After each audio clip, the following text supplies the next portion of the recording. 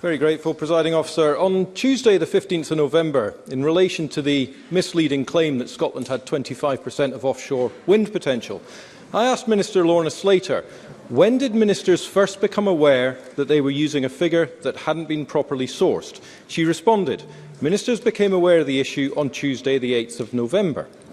On Thursday, the 17th of November, I raised a point of order that Minister Slater appeared to have misled Parliament in her assertion, and I reminded her of the Ministerial Code at section 1.3c, which requires the correcting of the record.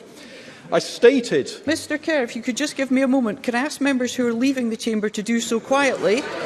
And can I ask members who are conducting a conversation in the chamber to please conduct such conversations elsewhere? Thank you. Mr Kerr.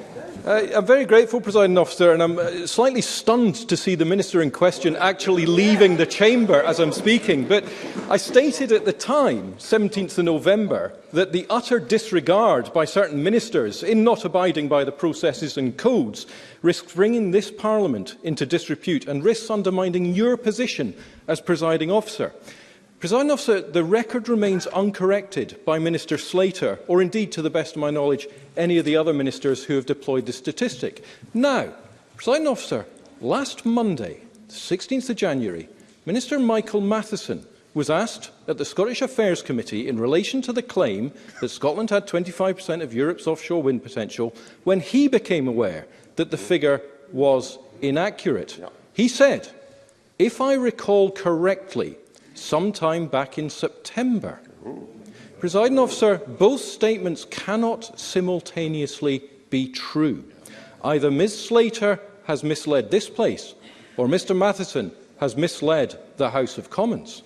Presiding Officer, since ignoring and disrespecting the Ministerial Code is clearly endemic amongst this government, and none of them feel any obligation to do anything about it, or indeed listen to points of order, I wonder if you might request that Minister Slater appear before this Parliament to give a statement as to why she apparently misled Parliament, why she and her colleagues feel it unnecessary to abide by our codes, and perhaps, finally, to give an honest and accurate answer to my original question.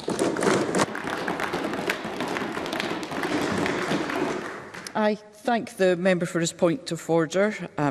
As the member will be aware, I've dealt with related matters before, and I will repeat that matters in relation to the Ministerial Code are a matter for the Scottish Government.